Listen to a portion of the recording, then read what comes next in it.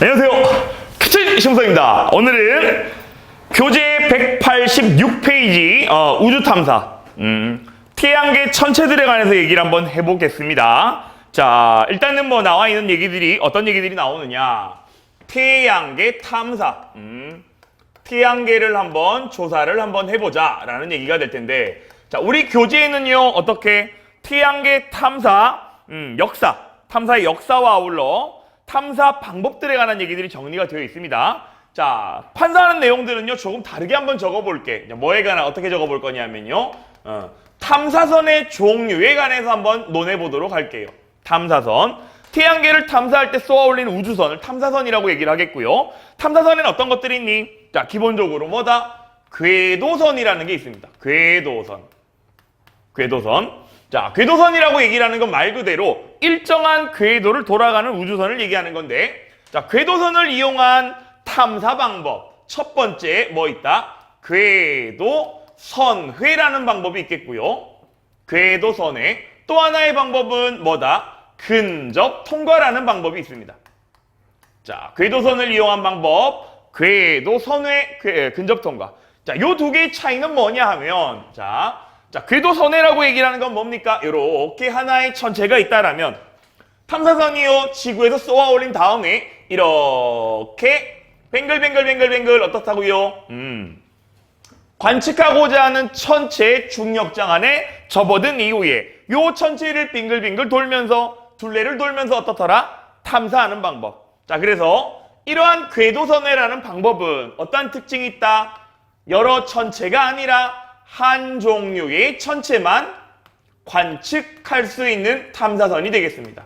한 천체만 관측한다. 자, 반면 근접통과라는 방법은요 어떻더라? 이렇게 뭐 A라는 천체, B라는 천체가 있다라면 지구에 쏘아올린 탐사선이요 이렇게 돌면서 지나가게 된다는 얘기. 자, 그래서 근접통과는 말 그대로 관측하고자 하는 천체에 가까이 지나가면서 천체를 탐사하는 방법. 그래서 궤도선회와는 다르게 근접통과라는 방법은 어떻더라? 하나의 탐사선으로 여러 천체를 관측할 수 있습니다. 요게 특징이 되겠다. 자, 그래서 가끔씩 친구들이 물어요. 뭐다? 186페이지 나와 있는 제일 아래 뭐 나와 있냐? 아폴로 11호, 보이저 뭐 이런 것들이 나와 있는 건데, 이 탐사선 다 외워야 돼요 라고 묻습니다. 굳이 뭐 다 외울 필요는 없고요. 수능이라는 시험이 결국은 뭐 여러분들 대학에서 공부할 능력을 테스트하는 거다 보니까 기본적인 뭐다요? 단순한 암기보다는 기본적인 개념들 이해하고 있고 이해하고 있는 개념들 적용할 수 있냐를 묻는 거기 때문에, 그래, 일일이 외우진 않더라도 뭐 워낙에 유명한 탐사선 정도는 좀 기억해 두시면 좋겠지, 그지? 그래서 근접통과라는 방법, 근접통과라는 탐사 방법을 통해 여러 천체를 관측하고 있는 아주 유명한 탐사선이 바로 뭐? 보이저호가 되겠다. 자, 보이저호 같은 경우는요 현재 플루토, 예전에 명왕성으로 불렸던, 예전에는 행성으로 불렸었죠, 그지? 플루토를 어떻더라? 근접 통과하고 지나가며 현재는 뭐 태양계 바깥쪽을 향해 나아가고 있다고 하는 아주 유명한 탐사선 보이저호. 이 정도는 좀 기억을 해두시면 좋겠습니다. 상식으로라도요. 자, 그 다음 궤도선이 있다라면 또 뭐 있다? 착륙선이라는 게 있습니다. 착륙선. 자, 궤도선은 말 그대로 일정한 궤도를 돌아가며 천체 부근을 지나가는 거라면, 또는 하나의 천체 둘레를 도는 거라면, 착륙선은 뭐다요? 말 그대로 천체 표면에 안착하여 표면을 관측하는 뭐 이런 방법을 얘기하는 건데, 착륙선을 이용한 방법 중에 하나가 바로 뭐? 연착륙이라는 탐사 방법이 있습니다. 연착륙. 자, 말 그대로요 탐사선이 어떻더라? 천체 표면에 안착하여 관측하고자 하는 거다, 그지? 자, 그래서 일단 연착륙이라고 나온다. 연착륙이 나온다라면 뭐가 가능해야 되냐? 일단은 뭐다요? 연착륙이 가능하려면 천체에 뭐가 있어야 돼? 단단한 부분이 있어야 착륙이 가능하겠지. 자, 그래서 기본적으로요 착륙선, 연착륙, 착륙선이라는 탐사선을 이용하여 연착륙이라는 방법으로 탐사한다고 할 때는 반드시 뭐다? 천체의 겉부분이 뭐요? 단단한 부분이 있어야 된다. 다시 말해, 행성 중에서는 뭐다요? 지구형 행성이라던가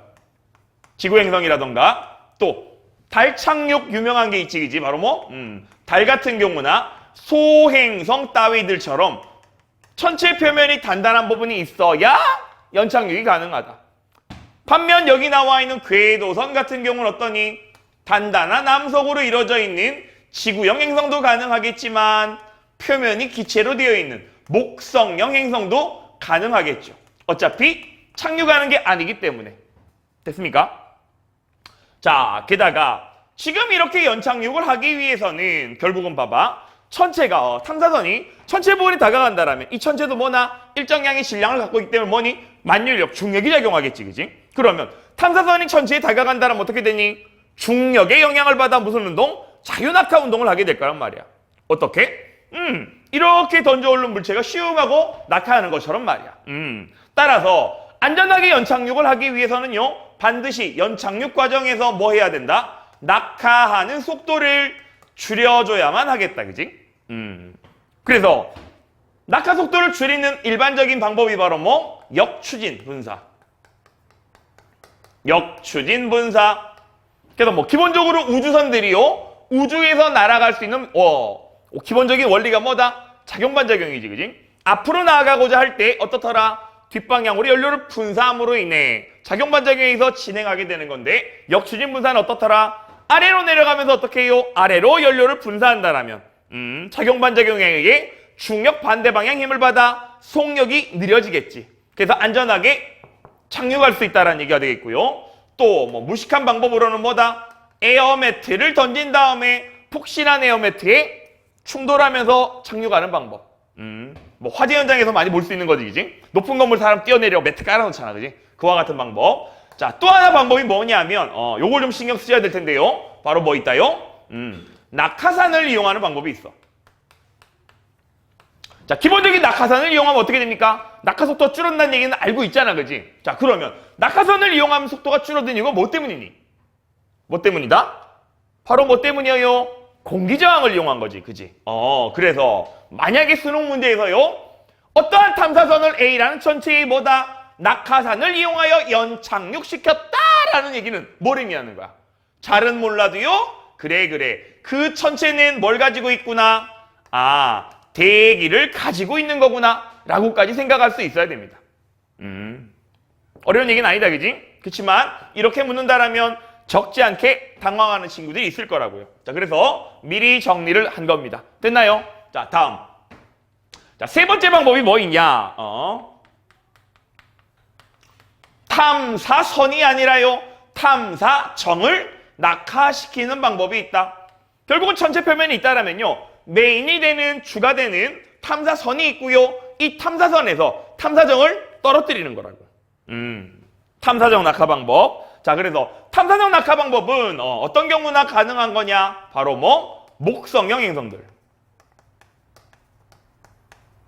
자, 지구형 행성, 달, 소행성 같은 것 따위는 어떻더라? 단단하기 때문에 탐사선이 직접 착륙할 수 있겠지만 목성형 행성 된다, 안 된다? 안 되겠지. 그래서 뭔 사용해? 여기 나와 있는 궤도선회나 근접통과를 이용합니다만은, 궤도선 근접통과라는 것도 결국은 어떻더라? 행성 가까이 가는 것뿐인 거지. 행성 표면, 천체 표면을 관측하기는 한계가 있겠다, 그지? 그래서 뭘 사용합니까? 탐사정 낙하. 그래서 탐사정을 낙하시켜 탐사하는 방법 중에 하나가 바로 뭐? 표면 충돌이라는 방법이 있습니다. 표면 충돌. 표면 충돌은 뭐다요? 탐사정을 떨어뜨려서 탐사정이 어떻게? 표면에 충돌하기 직전까지 관측한 자료를 전송해오는 걸 얘기합니다. 됐습니까? 됐어요? 또는 빨리 앉아라. 카메라 가린다. 카메라 가렸다. NG다. 됐냐? 됐어요? 요런 방법들.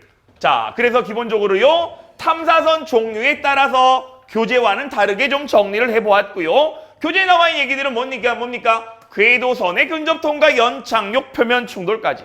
정리되겠니? 자, 그래서 캡틴교재 186페이지 괄호 2번 탐사 방법 빈칸 한번 채워봅시다. 첫 번째 나와 있는 게 뭡니까? 천체에 가까이 지나가면서. 이게 뭐니? 가까이 지나간데 근접통과가 되겠다, 그지? 근접통과. 그 다음에요, 인공위성처럼 천체 주위를 돌면서 이게 뭐니?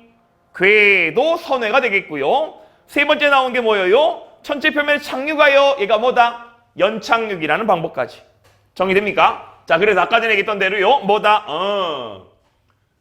근접통과 가장 유명한 놈이 보이죠? 호라면 연착륙. 연착륙 가장 유명한 게 누구니? 바로 뭐? 달 착륙선 아폴로 11호가 아주 유명한 놈이 되겠죠. 됐습니까? 뭐 이 정도는 좀 기억을 해 두시면 좋겠습니다. 됐습니까? 지금 얘기한 게 캡틴 교재 186페이지 태양계 탐사 방법, 탐사선의 종류. 정리하고 할게요. 자, 이어서 우리는 캡틴 교재 187페이지. 그래. 좀 전에 정리했던 뭐 여러 방법들의 태양계 탐사 방법들을 통해 뭐다? 태양계를 탐사한 결과에 대해서 얘기를 한번 해보도록 할게요. 자, 일단은 제일 먼저 나온 게 뭡니까? 태양계 행성에 관한 얘기들. 187페이지 위에 그림 보시면 태양계 행성들의 크기가 쭉 나와 있지, 그지? 자, 일단은 뭐 행성의 분류부터 얘기를 한번 해보도록 할게요. 행성의 분류. 행성을 나눠봅시다. 자, 기본적으로 우리 앞서 나왔던 천체 관측에 있어서는 뭐다? 행성은 뭐와 뭘로 나눴니? 지구공전궤도 안쪽을 돌고 있는 뭐다요? 내행성과 지구공전궤도 바깥쪽을 돌고 있는 뭐다? 외행성. 그죠? 내행성과 외행성 나눴었는데, 자, 오늘 다룰 얘기는 뭐다요? 행성. 물리적 특성에 따라 뭐와 뭘로요? 지구형 행성과 목성형 행성으로 나눠보도록 하겠습니다. 지구형 행성, 목성형 행성. 자, 그래서 기본적으로 지구형 행성에 뭐 있니? 수성, 금성, 지구, 화성까지 수금지와 목성에 해당하는 게 뭐 있다요? 목성, 토성, 천왕성, 해왕성까지 사이좋게 4개씩 분류가 됩니다. 됐습니까? 자, 기본적으로 지구형 행성들은 어떻더라? 작아요. 목성형 행성들은 큽니다. 자, 뭐가 작고 뭐가 크니? 자, 그림 보다시피 뭐가 크냐? 크기가 큰 거지, 그지? 너무나 당연한 얘기겠지만 어떻더라? 반지름이 크고 작고요. 그에 따른 모두 질량도 작고 크게 나타납니다. 뭐 아주 기본적인 얘기가 되겠고요. 자, 또 질량이 그만큼 크다라는 얘기는 뭔 얘기다? 만율력이 강하겠지, 그지? 따라서 자, 요건 좀 기억을 해두도록 하자. 뭐다? 위성의 수. 자, 기본적으로 목성형 같은 경우는 행성이 워낙 크기도 하고요. 만율력도 크기 때문에 위성의 수가 많습니다. 특히나 목성 같은 경우 하더라도요. 현재까지 발견된 위성만 하더라도 20개가 넘으면 되지, 그지? 자, 지구형 행성의 위성을 좀 따져보도록 하자. 지구형 행성의 위성. 수성, 금성, 지구, 화성. 요 정도 좀 정리를 한번 해볼 텐데요. 자, 수성에는 위성이 있다요, 없다요? 수성은 굉장히 작은 행성이지, 그지? 따라서 위성이 없어요. 그림 보세요. 금성 봤더니 지구랑 크기가 어떠냐? 비슷하지, 그지? 자, 그러면 지구는 위성이 몇 개예요? 하나가 있다는 거 알고 있잖아, 그지? 지구의 위성은 하나. 요 정도는 알고 있을 거란 말이야. 자, 그럼 금성은 어떨까? 지구랑 크기가 비슷해. 위성이 있다, 없다요? 자, 조심할 게 금성은 위성이 없습니다. 자, 화성 같은 경우 어떠냐? 지구보다 크기가 엄청 작죠. 그럼 이런 화성은 위성이 있다, 없다? 없다라고 생각하기 쉬운데 2개를 가지고 있답니다. 자, 의외로 여기 태양계 탐사단원이 의외로 깊이 있게 공부하지 않은 친구들이 의외로 많이들 틀려. 뭐 때문에? 다음 중 A행성, B행성, C행성에 관한 특징들을 쭉 나열한 다음에 각각의 행성들의 옳은 거 틀린 거 골라라는 문제가 나왔을 때 많이들 헷갈리시더란 얘기야. 그때 어떻게 해요? 결정적인 단서가 될 수 있는 것 중에 하나가 바로 뭐? 위성의 수가 되겠다. 기억하는 방법 어렵지 않은 거니까요. 어떻게? 지구형 행성의 위성 수 정도는 좀 암기를 해두시면 좋겠습니다. 수성이 몇 개요? 수금지화. 수성이 몇 개? 빵개. 금성이 몇 개요? 빵개. 지구는 몇 개? 1개. 화성은 몇 개요? 2개가 있는 거지, 그지? 빵개, 1개, 2개, 빵, 하니? 이렇게 기억하시면 되겠습니다. 됐습니까? 지구형 행성의 위성수, 빵, 하니? 이렇게 기억하시면 절대 안 까먹겠지, 그지? 요 정도 정리를 하시면 되겠고요. 그 다음에 우리는 뭐 생각해야 돼? 지구형 행성들은 뭘로 이루어져 있니? 암석으로 구성되어 있고요. 목성형 행성들은 뭘로요? 기체 성분으로 이루어졌습니다. 따라서 지구형 행성이 어떻더라? 질량이 작지만 단단한 암석으로 이루어졌기 때문에 어떻더라? 밀도는 크게 나타나고요. 목성형 행성이 질량이 크지만 워낙에 부피가 크기 때문에 밀도는 어떻더라? 상대적으로 작게 나타난다는 얘기까지. 밀도. 됐습니까? 자, 그 다음에는 좀 기억을 하셔야 될 게 뭐에 관한 얘기? 자전 속도에 관한 얘기를 한번 해봅시다. 지구형 행성과 목성형 행성 중에 누가 빨리 돌까요? 지구형 행성이요? 천천히 돌아갑니다. 목성형은요? 빨리 돌아가요. 자, 자전 속도 때문에 나타나는 것 중에 하나가 그래, 자전 속도가 느리고 빠르다라면 한 바퀴 자전하는데 걸리는 시간, 자전 주기는 누가 길겠니? 빨리 돌으면 어떡해요? 금방 돌 테고 천천히 돌면 오래 걸릴 거 아니야, 그지? 자전 주기가 어떻더라? 길게 나타나고요. 목성형이 자전 주기가 짧게 나타납니다. 됐니? 자, 또 생각할 수 있는 게 뭐다?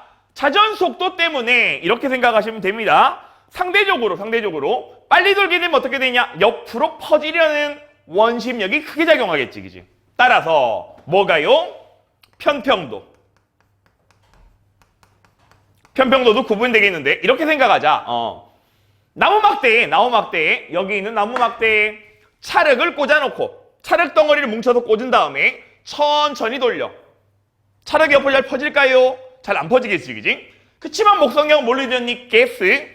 여기 있는 나무막대에 솜사탕을 끼운 다음에 아주 빠르게 회전시켜. 솜사탕 어떻게 되겠니? 옆으로 퍼지겠지, 그지? 자, 그와 같은 꼴로요. 지구형 행성은 자전 속도가 느리기 때문에 편평도가 작다라면 목성형 행성은 빨리 도는데요. 기체 성분이기 때문에 편평도가 큽니다. 편평도가 뭐요?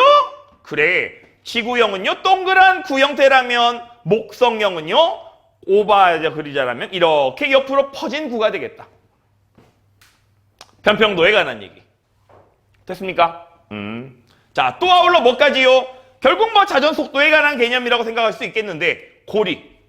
그만큼 빨리 돌면 어떻더라? 원심력에 의해 고리가 생기겠지만 지구형은 천천히 돌아 고리가 없습니다. 까지 정리하시면 됩니다. 됐습니까? 그래서 기본적으로 뭐다? 행성의 고리하면 뭐 떠오르니? 토성이 떠오르지, 그지? 토성만 고리가 있는 게 아니고요. 목토천의 목성형 행성들인 대부분 꼬리가 있음을 기억하시면 좋겠네요. 됐습니까? 자, 그래서 교재 187페이지 아래 보시면 뭐 나오냐? A, B, C, D. 질량과 반지름 또는 반지름과 밀도에 따라서 행성들을 구분할 수 있겠니? 바로 볼게. A 같은 경우 어떻습니까? 질량이 작고 반지름이 작아요. 질량이 작고 반지름이 작으면 뭐다? 지구형 행성이 되겠고요. B는 어떻습니까? 질량이 크고 반지름이 크네. 목성형 행성이 되겠네. 다음 C와 D는요. C가 뭐예요? 밀도가 작고 반지름이 큰 거니까 C가 목성형 행성. D가 뭐가 되겠다? 밀도가 크고요. 반지름이 작아요. 뭐에 해당하니? 지구형 행성에 해당하겠습니다. 됐습니까? 정리 끝! 이어서 우리는 188페이지, 189페이지에 나와 있는 뭐에 관한 얘기. 각각의 행성들의 특징에 대해서 정리를 한번 해볼게요. 행성들의 특징. 자, 처음 나온 게 뭐 나옵니까? 수성이라는 게 나와, 수성. 자, 수성이라는 행성의 가장 두드러진 특징을 보자라면 수성의 가장 두드러진 특징이 뭐다? 대기가 없다라는 게 두드러진 특징이 됩니다. 자, 워낙에 행성이 작기 때문에 중력도 작아요. 어떻더라? 기체들을 잡아둘 만큼의 중력이 없기 때문에 기체 분자 운동에 기체들이 다 빠져나가 버렸다고. 마치 뭐처럼요? 달처럼. 달하면 뭐 떠오르니? 크레이터. 그래서 일단은 대기가 없어요. 그 결과 수성에는요 뭐다? 운석구덩이, 크레이터가 많아요. 이게 기본적인 얘기가 되겠네. 크레이터가 많은 이유는 뭐 때문이었냐? 대기가 없어서요 보호막 역할을 못 해주고 한 번 만들어진 크레이터가 대기가 없어 풍화작용 안 일어남으로 인해 영원히 간다는 얘기까지. 됐습니까? 더 이상 안 줘도 되겠죠? 또 아울러 대기가 없다라는 얘기는 행성의 대기라는 건 뭐다? 온실효과를 일으키는 거지, 그지? 따라서 온실효과 일어나 안 일어나? 안 일어나. 따라서요 어떤 특징?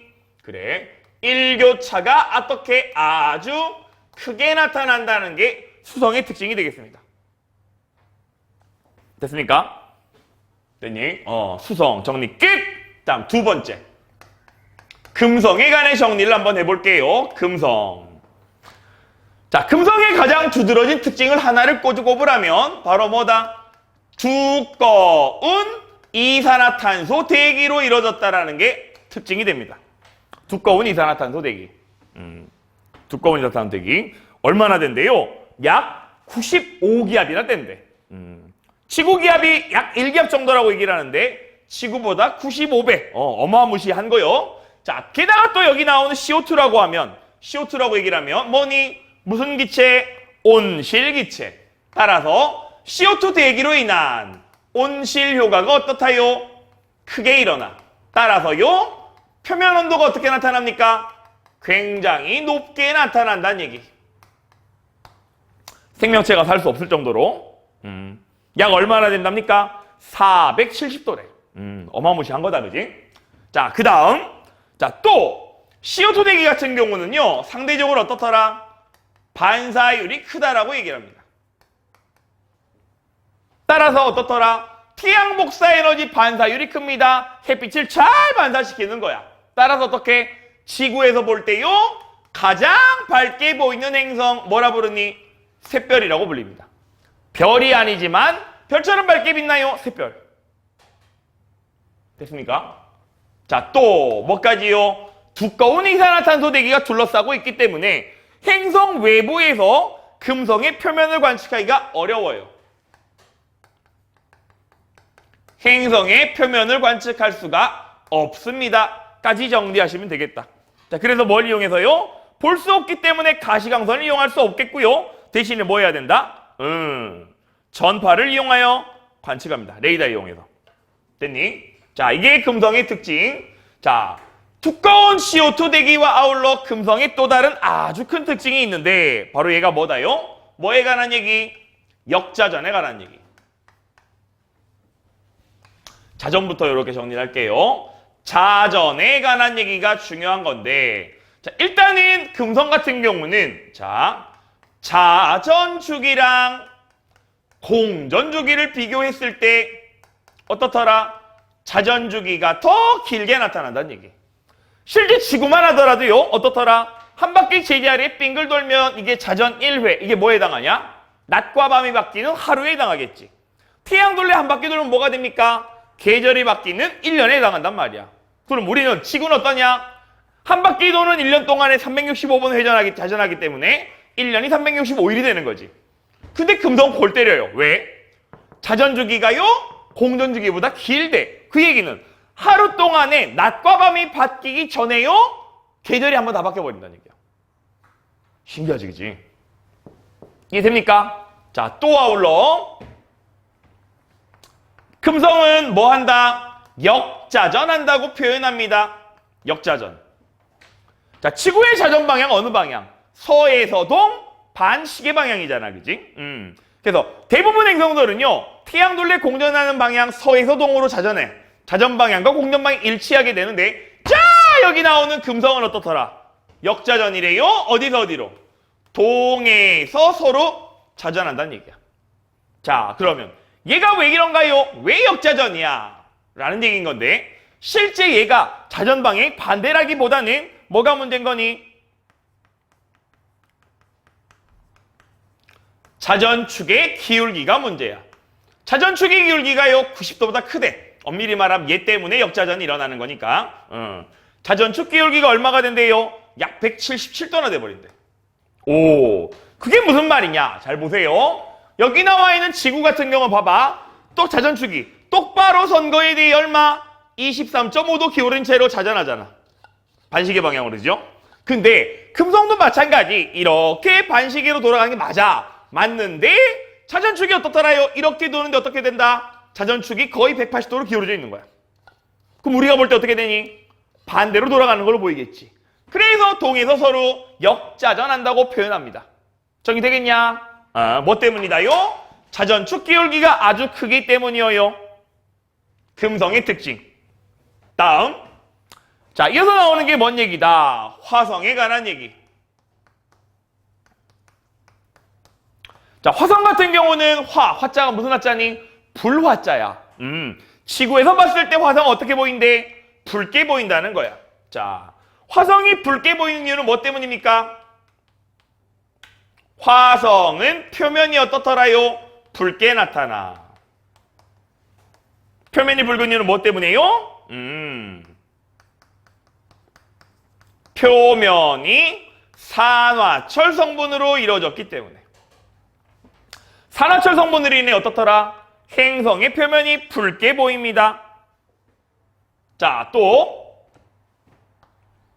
화성의 극에는요, 뭐가 있대니? 극관이라는 게 있대. 극관. 자, 기본적으로 극관은 뭘로 이루어져 있냐? 얼음과 뭐요? 드라이 아이스로 이루어져 있대요. 드라이 아이스. 드라이 아이스 잘 알죠? 만약에 먼 미래에 어떻더라? 우리가 화성에 이주해서 산다라면 어떻게? 극관 있는 곳에 뭐? 써리원 가게 차리면 대박 나겠다, 그지? 미안해. 자, 어쨌든 드라이 아이스. 자, 근데 문제는 이 극관의 크기가 어떻더라? 주기적으로 변화하더라는 얘기야. 결국 드라이 아이스라는 게 뭐다? 순화성 물질인 이산화탄소가 얼어서 고체 상태로 있는 건데 크기가 줄어든다는 얘기는 뭔 얘기냐? 드라이 아이스가 녹았어. 크기가 늘어난다는 얘기는 뭔 얘기입니까? 드라이 아이스가 더 많이 얼게 됐다는 얘기지. 결국은 크기 변화는 뭘 의미한다? 뭐 때문이에요? 화성에도 지구처럼 뭐구나? 계절 변화가 있는 거구나. 주기적으로 변하는 거니까. 자, 여기서 우리 하나 짚고 넘어갈게. 계절 변화 하면 뭐 떠올라야 되니? 계절 변화 밀접한 관계는 뭐냐? 계절 변화 원인. 바로 뭐? 자전축 경사. 그래서 실제 우리는 화성에 가보지 않더라도요. 이렇게 계절 변화가 일어난다는 사실만 가지고도요. 뭘 생각해야 돼? 그래, 화성도 지구처럼 자전축이 일정 각 이상 기울어져 있구나 라고 생각할 수 있어야 되겠습니다. 됐나요? 자, 이제는 뭐 너무나 뻔한 얘기가 돼버린 뭐다? 물 흐르는 흔적이 화성에서 관측이 되겠고요. 자, 그 다음에 좀 신경 쓰셔야 될 얘기들은 어떤 얘기들이냐? 실제 화성 같은 경우도요. 금성과 마찬가지로 대기 중에 뭐요? CO2 비율이 어떻더라? 굉장히 크게 나타난대. 이산화탄소가 많다는 얘기야. 근데 재미난 건요? 온실효과는 어떻더라? 잘 일어나지 않는다는 거야. 이게 뭔 말이야? 봐봐봐. 두꺼운 이산화탄소 대기가 있었더니 어떠니? 온실효과가 잘 일어났잖아, 그지? 흑역의 표면은 더 높다라고 얘기를 한 건데 화성은요? CO2 비율이 큼에도 불구하고 어떻더라? 온실효과가 잘 안 일어나. 왜? 왜냐하면 뭐 때문에요? 대기압이 어떻더라? 굉장히 작기 때문이래. 이게 뭔 말이냐 하면 그래, 금성은 워낙에 대기압이 커. 대기가 많은데 그중에 CO2 차지한 비율도 큰 거지, 그지? 근데 화성 같은 경우는요. 대기가 요거밖에 없는 거야. 그 중에 CO2가 많다 뿐인 거지. 그럼 결국은 CO2 절대량이 많은 거야, 적은 거야? 적은 거지요. 그래서 온실효과가 잘 안 일어난다는 얘기까지. 됐습니까? 지금까지 정리한 게요. 뭐에 관한 얘기? 행성의 분류와 아울러 수, 금, 지구, 패스, 화성까지, 지구형 행성까지 정리가 됐습니다. 정리하고 할게요.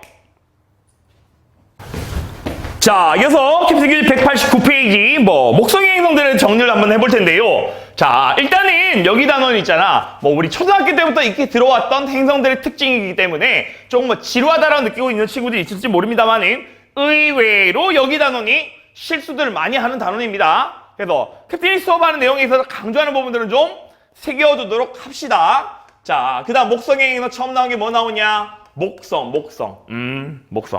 자, 기본적으로 목성은요, 어떻더라?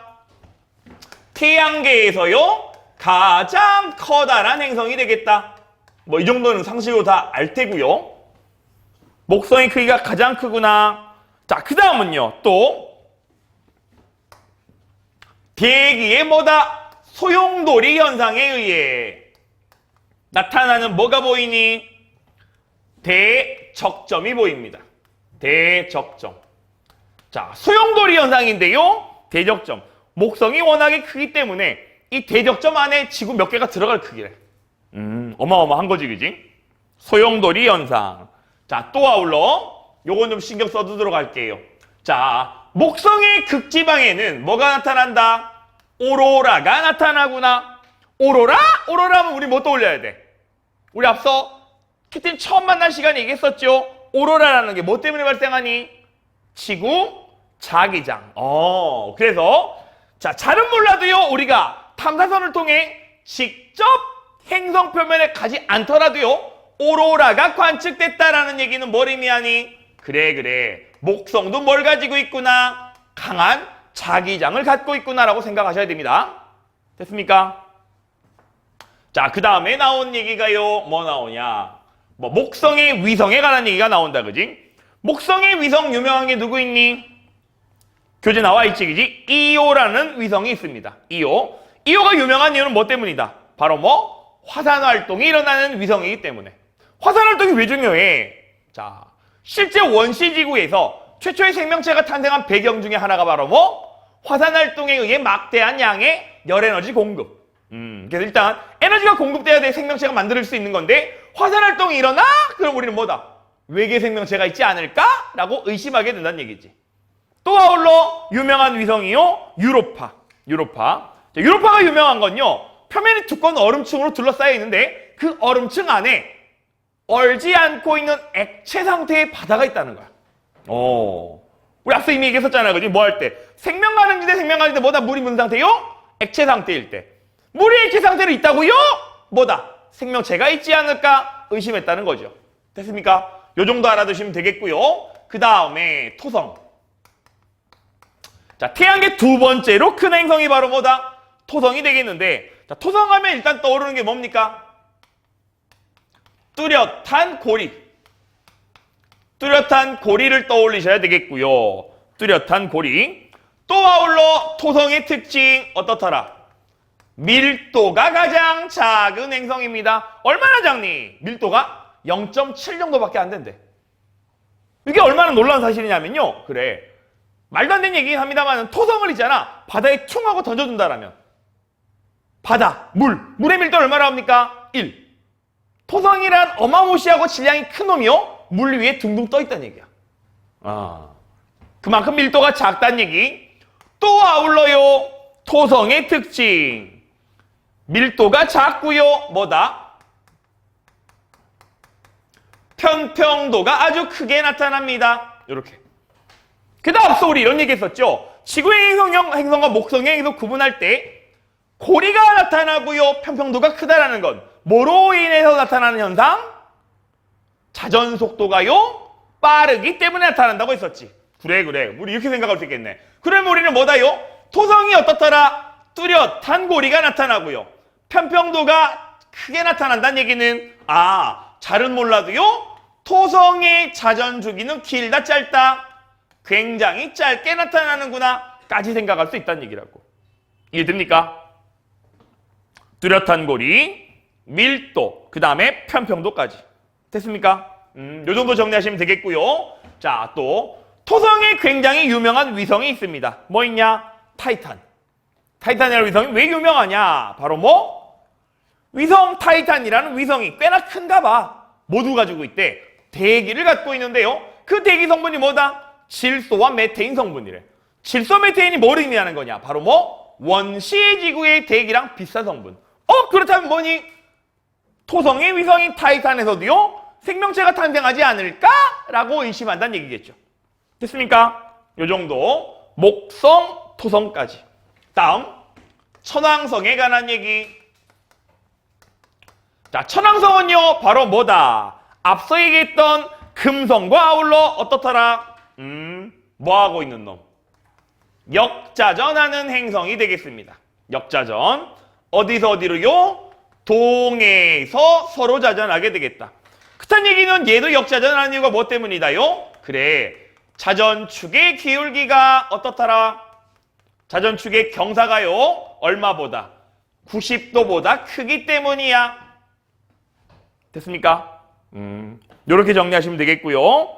자, 또 아울러 천왕성의 특징 중에 하나가 천왕성은 뭘로 이루어졌대니? CH4 메테인 대기를 가지고 있기 때문에 지구에서 볼 때 어떻게 보인대요? 청록색으로 보입니다. 청록색의 색깔을 띠고 있는 천왕성 메테인 대기 때문에. 자, 또 재미난 거는 자전축 기울기가 이렇게 나타나 있는 건데 90도보다 크다고 나와 있지, 그지? 근데 금성처럼 어떻더라? 이렇게 완전히 뒤집어진 채로 자전하는 건 아니래. 그럼 어떤 꼴이냐? 얘가 지금 원래는 이렇게 도는 꼴이잖아, 그지? 이렇게 도는 건데 실제로 어떻게 해요? 자전축이 이렇게 돌렸대. 태양 입구에 행성이 도는 얘는 어떻게 해요? 이렇게 돌아가는 꼴이래. 이해됩니까? 그래서 천왕성의 또 다른 특징, 자전축 기울기 때문에 나타나는 현상상 결국은 뭐다요? 얘네들의 자전축과 행성의 공전 궤도면이 어떻게 나타나? 나란하게 나타납니다. 이렇게까지 정리됩니다. 됐습니까?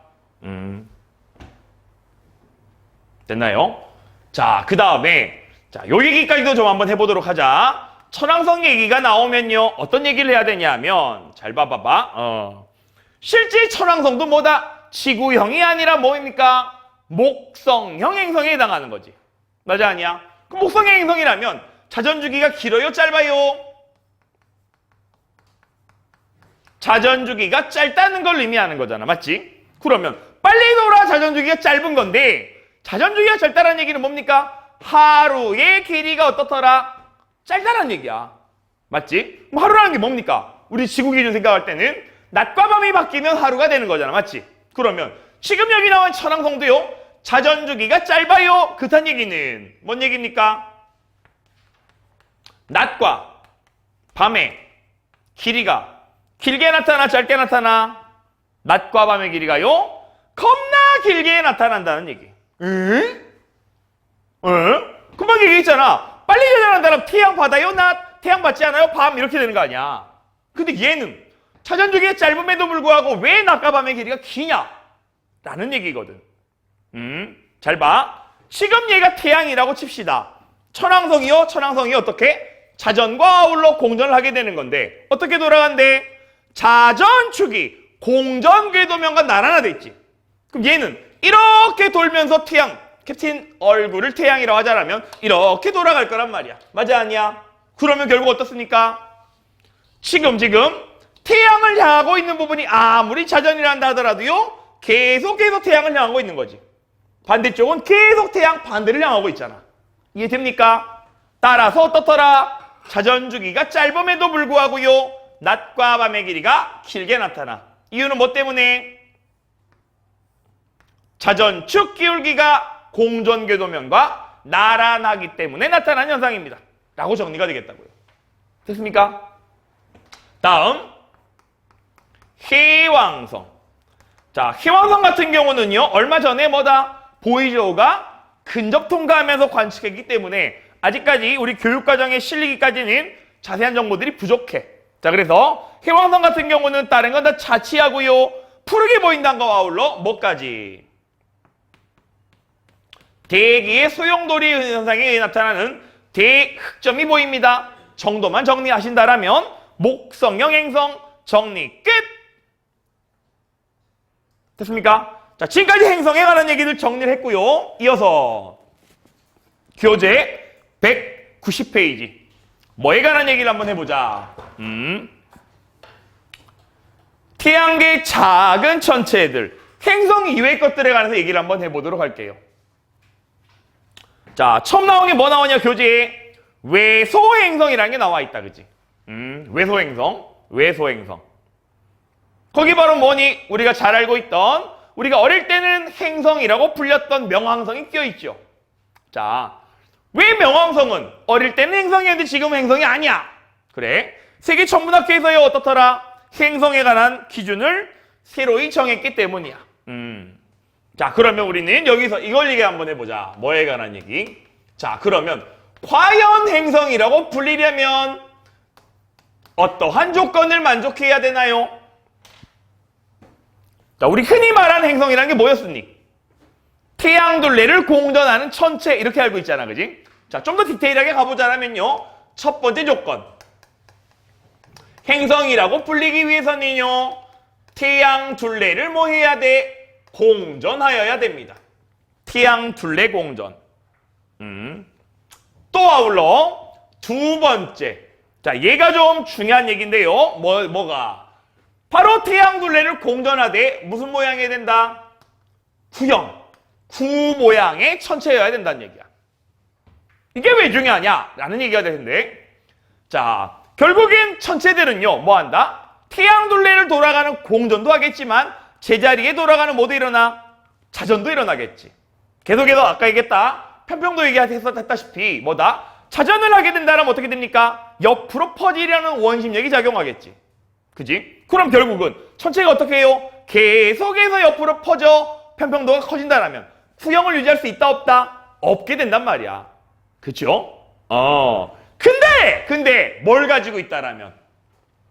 뭘 가지고 있다라면요? 그래, 구형을 유지한다는 얘기는 뭐더라? 급 옆으로 퍼지려는 원심력을 상쇄시켜줄 중력이 충분하다는 얘기라고요. 그래서 천체가 구형이어요? 그 얘기는 뭔 얘기다? 중력이 충분히 센 행성이구나, 또는 소행성이구나 라고 생각을 해야 되는 거다, 그지? 중력이 큰 천체구나 라고 생각해야 되는 건데, 중력이라는 건 뭐에 비례합니까? 바로 뭐? 만유인력. 만유인력 뭐다요? 행성이 충분한 질량을 가지고 있는 천체구나 라는 걸 의미한다는 얘기야. 자, 그래도 우리 기억하셔야 될 게 뭐다? 천체가 구형이어요? 라는 얘기는 충분한 질량을 가지고 있는 천체구나 라고 연상이 되셔야 된다고. 됐습니까? 됐나요? 자, 세 번째. 마지막 나온 조건이 바로 뭐다? 공전 궤도상에서 무슨 역할? 지배적인 역할을 해야 된대요. 이게 바로 뭐다요? 세계천문학회에서 정한 행성의 조건. 됐습니까? 자, 그래서 지금 우리가 다뤄질 뭐다? 외소행성이라고 얘기를 하는 것들은 바로 뭐다요? 외소행성 뭐 있냐? 대표적인 명왕성이요. 태양둘레를 공전한 천체가 맞거든. 게다가 구형도 맞아요. 얘랑 얘는 만족하는 건데 뭐다? 그래, 지금 여기 나와 있는 뭐다요? 공전궤도상 지배적 역할을 한다라는 거에 뭐 된다? 위배되기 때문에 더 이상 행성이라고 불리지 않고요. 뭐라고 불린다니? 외소행성이라고 불립니다. 됐습니까? 행성은 행성이 돼. 어떤 행성? 외소한 행성이란 뜻입니다. 됐습니까? 자, 왜 그런 거냐? 봐봐. 자, 거기 교재 그림 보시면 190페이지 그림 보시면 명왕성 보이니? 명왕성 옆에 붙어있는 게 뭡니까? 카론이라는 위성이거든. 자, 지구 같은 경우만 하더라도요, 달이라는 위성을 가지고 있는데 어떻더라? 지구가 태양둘레를 공전하되 달은 지구둘레를 공전하잖아, 그지? 이 달이 지구의 운동에 영향을 줘, 안 줘? 거의 영향을 주지 않거든. 근데 여기 나와 있는 명왕성은요, 명왕성이 있고 카론이 있다라면 카론이 어떠냐? 지구랑 달의 크기 비해 꽤나 큰 꼴이지, 그지? 따라서 카론이 명왕성에 영향을 받기도 합니다만은 이 명왕성도 카론의 중력에 영향을 받기 때문에 어떻더라? 서로 상호 공전한다는 얘기라고. 그 얘기는 뭔 얘기다? 공전궤도상에요, 명왕성이 지배적 역할을 해요, 못해요? 하지 못하기 때문에 행성의 범주에서 벗어나게 된 거야. 정리되겠냐? 행성의 조건, 외소행성까지 정리가 된 겁니다. 다음. 이제는 우리 뭐에 관한 얘기? 소행성에 관한 얘기를 한번 해보도록 할게요. 소행성. 소행성이 뭐요? 자, 기본적으로 소행성이라는 건요, 어디와 어디 사이? 화성과 목성 사이에 존재하는 아주 작은 천체들이야. 소행성이다, 그지? 행성 중에 어떻다요? 작은 놈이야. 자, 봐봐, 얘들아. 소행성이다, 그지? 얘랑 지구의 위성인 달을 비교하자라면 소행성과 달 중에 누가 질량이 클까요? 소행성! 위성 누가 크겠냐? 누가 커 질량이? 얘가 커요! 라고 하면 낚이는 거야, 그지? 왜? 여기 나온 소행성은 교재 그림 보세요. 모양이 어떻다니? 불규칙해. 구형이다 아니다? 구형이 아니야. 그치만 우리가 가지고 있는 위성인 달은 어떠냐? 구형이잖아. 얘기했지요? 구형을 유지한다는 얘기는 뭔 얘기다? 충분한 질량을 갖고 있다는 얘기. 요렇게 써먹히는 거란 말이야. 이해됩니까? 자, 그래서 정리를 하자라면 소행성은 어떻더라? 질량이 크지를 못해요. 따라서 어떻더라? 구형을 유지할 수 있다 없다? 없어. 구형이 아니란 얘기는 무슨 모양이다? 불규칙한 모양이 되겠다. 또 게다가 행성들도요, 지구에서 관측한 뭐다? 태양 복사의 반사하기 때문에 반짝반짝 빛나지, 그지? 근데 불규칙한 모양으로 인해 다른 행성들에 비해 지구에서 관측할 때 밝기 변화가 어떻게 나타난다? 상대적으로 크게 나타난다. 이게 뭔 말이야? 잘 봐봐봐. 여기 이렇게 지구가 태양이 있고요. 지구가 여기를 이렇게 지나가는 거야. 그럼 당연히 소행성 어디 있냐? 여기 부분을 지나가겠지, 그지? 그러면 소행성도 마찬가지 태양둘레 공전하면서 자전도 할 텐데 문제는 뭐다요? 소행성이 이렇게 불규칙한 모양이야. 이 상태에서 자전하면 좀 지나면 어떻게 되겠냐? 이러한 모양으로 바뀌게 되겠지. 그럼 당연히 아래에 있는 거 위에 있는 거 누가 더 밝게 보일까? 태양 복사에는 반사면이 넓은 얘가 밝게 보이고 얘가 어떻게 해요? 어둡게 보이겠지. 그래서 둥근 모양의 천체보다는 어떻더라? 밝기 변화가 더 크게 나타나. 이유는 뭐 때문에? 구형이 아니기 때문이다. 정리됩니까? 여기까지 정리하시면 되겠고요. 자, 그 다음에 우리가 다뤄야 될 얘기가 뭐에 관한 얘기요? 해성에 관한 얘기가 되겠네. 해성.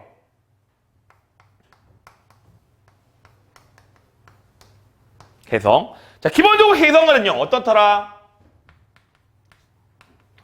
포물선 궤도, 타원 궤도로 공전하는 천체가 되겠다. 포물선 또는 타원 궤도. 자, 보자. 이렇게 태양이 있고요. 지구가 이렇게 공전할 때 이게 지구, Earth. 자, 해성이라는 놈 어떻더라요? 이렇게 지나가는 천체란 얘기야. 됐습니까? 자, 그러면 지금 여기 나와 있는 얘 해성이 있겠고요. 여기도 해성이 있고요. 여기도 해성이 이렇게 있다고 칩시다. A, B, C라고 둘게요. 이렇게 공전한대. 자, 너무나 당연한 얘기겠지만 A, B, C 어디를 지날 때 공전 속도가 가장 빠르겠니? 당연히 어디가 빨라? 뭐에 관한 얘기? 케플러 2법칙에 관한 얘기가 되겠네. 케플러 2법칙은 뭡니까? 태양에 가까울수록 공전 속도가 빨라요. 당연히 B에서 가장 빠르겠다. 이렇게 생각할 수 있어야 되겠고요. 자, 그 다음에 우리가 좀 신경 써야 될 거는 바로 뭐에 관한 얘기요? 해성의 뭐에 관한 얘기? 꼬리에 관한 얘기. 꼬리에 관한 얘기. 자, 해성의 꼬리는요, 기본적으로 어떻더라? 다들 잘 알고 있지, 그지? 태양에 가까이 갈수록 어떻더라? 길어집니다. 됐나요? 또 아울러 뭐까지요? 해성의 꼬리는 항상 어느 방향? 태양 반대로 흩날립니다. 이렇게 얘기하지, 그지? 됐나요? 자, 근데 여기서 우리는 내용을 좀 더 업그레이드를 한번 해보도록 할게요. 지금 여기 말하는 해성의 꼬리라고 얘기하는 것은, 꼬리라고 하는 것은 크게 두 가지로 나눌 수가 있대. 뭐와 뭘로? 자, 대전된 입자들이 흩날리는 이온 꼬리라는 게 있고요. 또 질량 가진 입자들이 흩날리는 먼지 꼬리라는 게 있답니다. 혜성의 꼬리는요, 이온 꼬리와 먼지 꼬리로 날려. 그러면 결국 여기 나와 있는 이온 꼬리라는 건요, 대전된 입자기 때문에 어느 방향? 자, 우리 두루뭉실해가지고 뭐요? 태양의 반대로 날린다고 했는데 어떻더라? 엄밀히 말하면 태양 반대편으로 날리는 건 뭐다요? 이온 꼬리가 되겠다. 이온 꼬리. 먼지 꼬리라는 놈은요, 자, 이 이온 꼬리, 먼지 꼬리 구분한 내용이 3년 전 수능 특강에 실리기 시작했어서 수능 특강요 연계교재 신경 써야 됩니다. 자, 그래서 이온 꼬리, 먼지 꼬리 이렇게 나와 있는데 수능 특강에 뭐라고 언급이 되어 있냐면요, 뭐다? 이온 꼬리는 태양 반대로 흩날려. 게다가 파란 거, 먼지 꼬리는 어떻더라? 태양 반대로 휘어져 있어요. 이렇게 표현해. 자, 근데 좀 더 정확하게는요, 먼지 꼬리가 흩날리는 방향은 뭐 때문이다? 관성에 의한 거거든. 따라서 어떻더라? 혜성이 진행하고자 하는 방향, 진행하고 있는 방향 반대로 흩날립니다 라고 적는 게 더 정확한 얘기일 거야.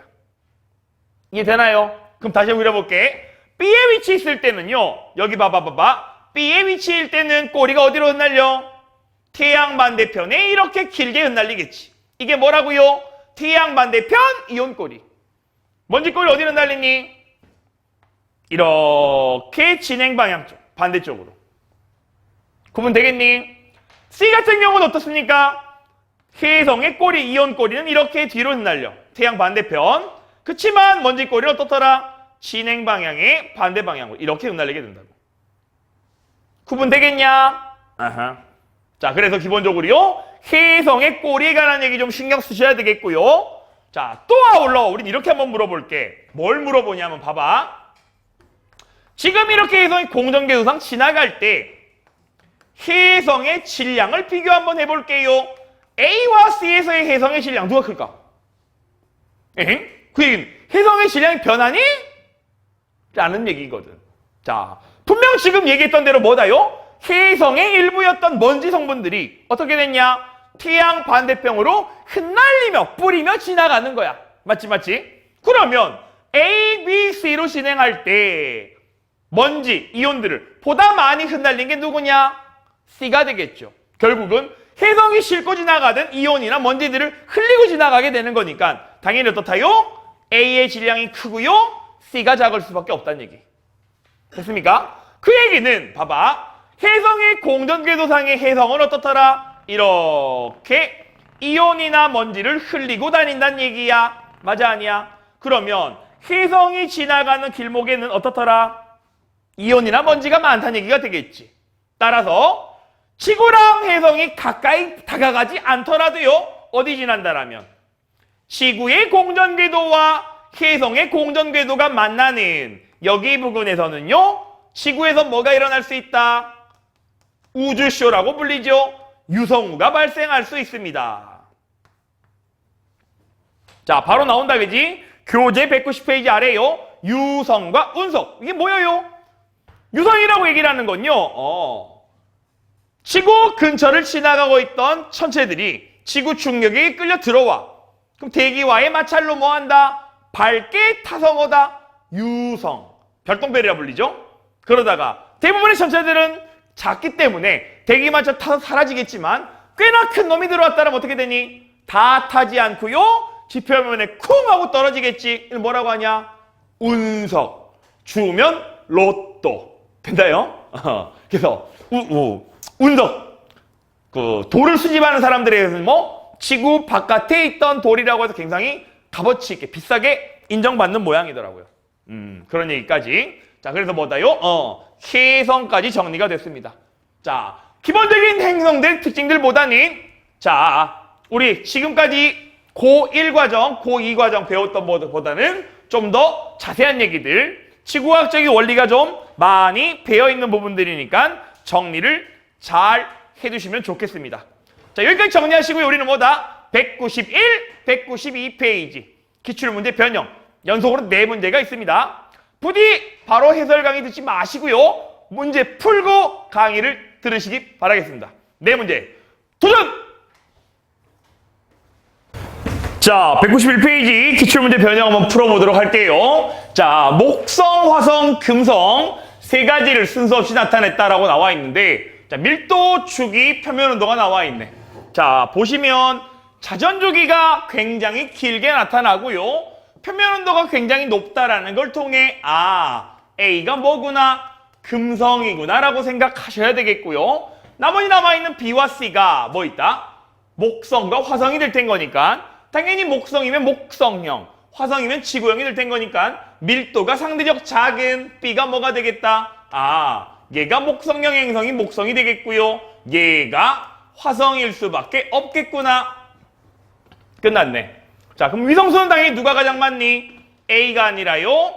B가 가장 많아. 1번은 틀린 얘기가 되겠고요.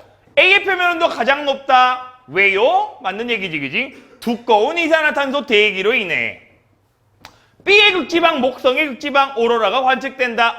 자기장이 있어서요. 네 번째, C는 화성, 극관이 관측. 맞지요? 게다가 극관은 어떻더라? 크기가 변해. 뭐 때문에요? 자전축 경사에 따른 계절 변화가 있기 때문에. 다음, 공전 속도가 가장 빠른 건 뭡니까? 당연히 목성형 행성인 C가 아니라 B가 돼야 되겠고요. 평균 밀도는 당연히 어떻다? A는 지구형, B는 목성형이 될 텐 거니까 A가 B보다 크다가 맞아야 되겠지. 자전주기는요, B가 C보다. B는 목성형, 빨리 돌아요. C는 지구형, 천천히 돌아요. B가 C보다 길다가 아니라 뭐다? 짧다라고 고쳐줘야 되겠죠. 다음, 표면에서의 대기압은 C 화성이요. A보다 높다가 아니라 뭐다? 낮다라고 고쳐야 되겠네. 두꺼운 이산화탄소 대기압이 약 95기압. A가 더 큰 놈이 되겠고요. 자전축 경사가 가장 큰 행성은 당연히 뭡니까? B가 아니라 A가 되겠죠. 그래서 A는 어떻더라? 자전축 경사가요. 177도 거의 뒤집어서 돌아. 따라서 뭐한다? 역자전합니다. 까지 정리가 됩니다. 자, 이어서 두 번째 지구가 A에서 B 올 때, 지구가 A에 있을 때 해성 어디 있냐? X에 있다는 얘기고요. 지구가 B에 있을 때 해성은 Y에 있다는 얘기가 되겠네. 자, 그러면 지구가 C 지점을 지나는 동안 유성우 맞는 얘기죠? 지구의 공전궤도랑 해성의 공전궤도가 만나는 교차점, 여기에서 유성우가 일어날 수 있습니다. 두 번째, 해성의 이온꼬리를 지구에서 관측하면 A보다 B에 있다 더 길게 관측되니? 자, 문제는 지구가 A에 있을 때 해성은 X에 있어요. 지구가 B에 있을 때 해성은 Y에 있단 말이야. 그치? 그러면 이 문제는 X에 있을 때 Y에 있을 때 해성의 꼬리가 누가 더 길어지니? 라고 묻는 문제가 아닙니다. 그럼 뭔 얘기야? 더 기냐 짧냐가 아니라 더 길게 관측되는 게 어느 거니라고 묻는 거라고. 자, 그러면 결국 여기서 해성은 태양이 여기기 때문에 이온꼴이 어디로 나니? 이렇게 길게 나겠지. 얘의 길이랑 비슷하게 말이야. 그쵸? 자, 그렇다면 잘 봐봐.